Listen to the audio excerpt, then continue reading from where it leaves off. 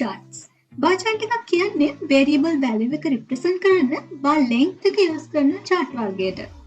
bar chart එක vertical වගේම horizontally draw කරන්න පුළුවන්.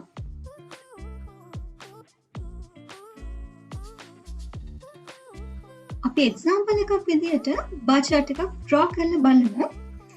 ඉස්සෙල්ලාම bar chart එකේ values ටිකට ඇතුළත් වෙන්න ඕන data set එක අපි vector එකක් විදිහට represent කරනවා. කෙටියෙන්ම කිව්වොත් bar එකේ height එකට අදාළ data set එක අපි vector එකක් විදිහට create කරනවා.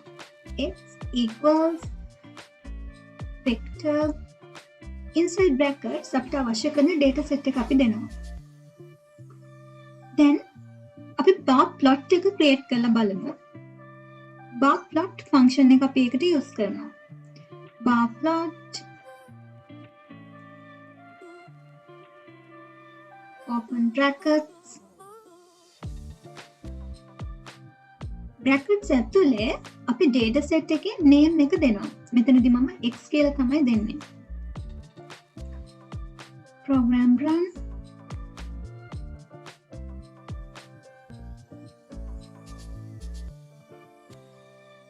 then අපි මේ plot එක තව ටිකක් advance කරගමු.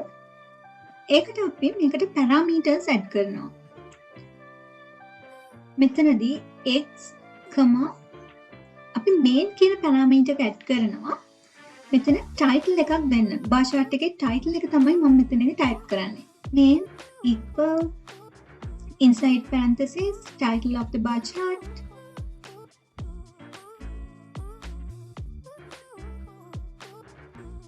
run මේ තියෙන්නේ අපේ bar chart එකේ title එක add වෙලා තියෙන විදිය. ඊළඟට අපිට call කියන function එක use කරන්න පුළුවන් මේ bar chart එකට colors add කරන්න. මෙතනදී අපිට color code එකක් දෙන්නත් පුළුවන්. එහෙමත් නැත්නම් parentheses ඇතුලේ color name එක දෙන්නත් පුළුවන්.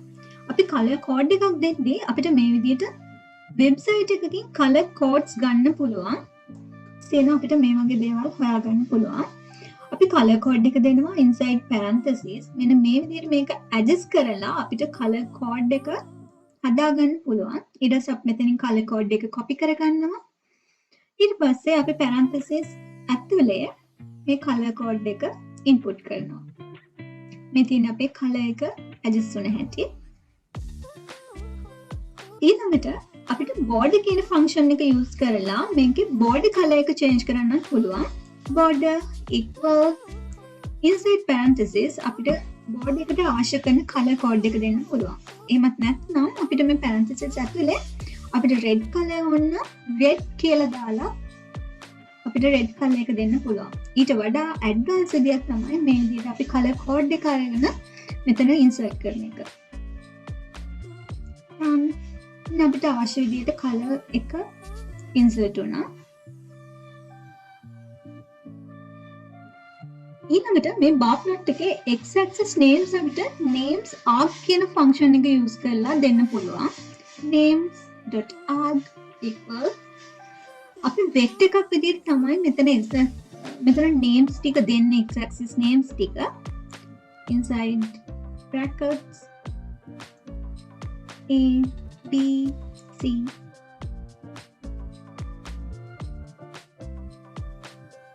d.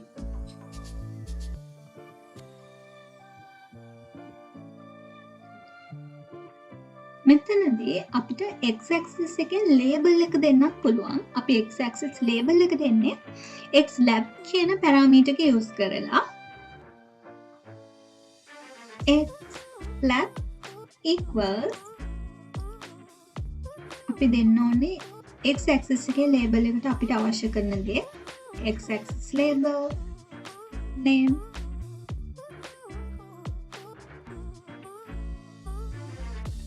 ඊළඟට අපි y axis එකේ label එක විදිහට y lab කියන එක use කරලා y axis label එක include කරනවා. y lab equals අපි inside parentheses අපි y axis label එක දෙනවා.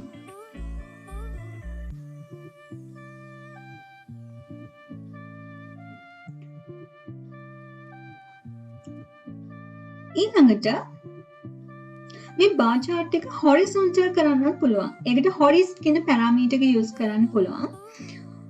අපි හොරිස් කියන එක true වුණාම bar chart එක horizontal වෙනවා. Horis equal true.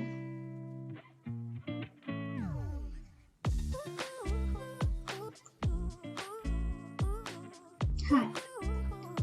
මෙන්න මේ විදිහට තමයි අපි bar chart එක horizontal කරාම display වෙන්නේ.